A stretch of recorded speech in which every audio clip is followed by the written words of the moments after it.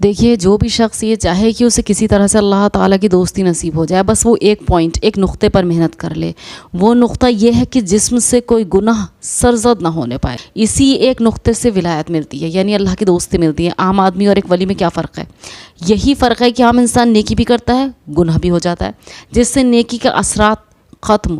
لیکن جس کو ہم ولی کہتے ہیں نا، وہ بندہ ایسا ہوتا ہے جو نیکی تو کرتا ہے لیکن گناہوں سے بھی اپنے آپ کو بچاتا ہے، گناہ بالکل نہیں کرتا. اس لیے کہتے ہیں کہ انبیاء معصوم ہوتے ہیں اور اولیاء محفوظ ہوتے ہیں.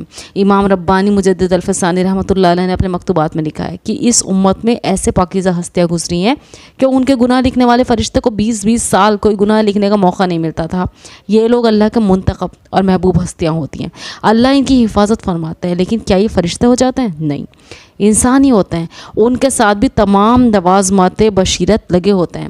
فرق اتنا ہوتا ہے کہ اول تو وہ گناہ نہیں کرتے، اور اگر کبھی گناہ ہو بھی جائے، جب تک وہ اس کو اللہ تعالیٰ سے معاف نہیں کرا لیتے نا، ان کو چین نہیں آتا، اس لیے ان کے گناہ لکھے ہی نہیں جاتے. ایک مرتبہ کا واقعہ حضرت حاسم اسم رحمۃ اللہ علیہ کے بارے میں یہ لکھا ہے کہ جب پیشی ہوئی تو وہ فرماتے ہیں کہ میں گھبرا گیا. رب کریم نے فرمایا، حاتم تو گھبرا کیوں رہا ہے؟ تیرا ایسا نامہ اعمال ہمارے پاس آیا ہے کہ اس میں تیرا ایک گناہ بھی درج نہیں. اللہ اکبر کبیرہ.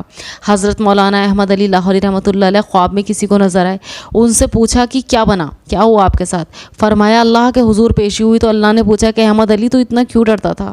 وہ بہت ہی کثیر البقا تھے، بات بات پر آنسو ٹپ ٹپ گرنے شروع ہو جاتے تھے، ہر وقت آنسو ٹپکتے رہتے تھے، بہت زیادہ خوف اور گریہ ان پر غالب رہتا تھا. تو فرمانے لگے کہ جب اللہ نے پوچھا احمد علی تو اتنا کیوں ڈرتا اور روتا تھا، تو میں اور ڈر گیا کہ مجھ سے پوچھ گچھ شروع ہو گئی، کیونکہ انہوں نے حدیث میں پڑھا تھا کہ جس سے محاسبہ ہوگا وہ عذاب میں گرفتار ہوگا. میری تو تفتیش شروع ہو گئی.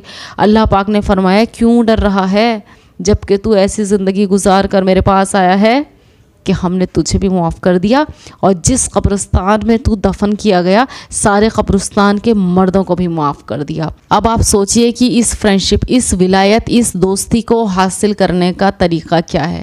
گناہوں سے، نیکی کے کرنے کے ساتھ ساتھ خود کو صرف گناہوں سے بچانا ہے. اس سے ایک نقطے پر محنت کر لینی ہے، اور ایسی فرینڈشپ ہمیں ملے گی کبھی ختم نہ ہونے والی. جس فرینڈشپ کو پالنے کے بعد آپ کبھی ہاریں گے نہیں، جس فرینڈشپ کو پا لینے کے بعد آپ کبھی اکیلے نہیں ہوں گے، جس میں کبھی کوئی دھوکہ نہیں ہوگا، جو آپ کو کیپیبل بنا دے گی، جو آپ کو پاورفل بنا دے گی. اینڈ دا اونلی وے، نیکی کے ساتھ ساتھ خود کو گناہوں سے بچانا ہے. Hope it will be sustainable for you. جزاک اللہ خیر.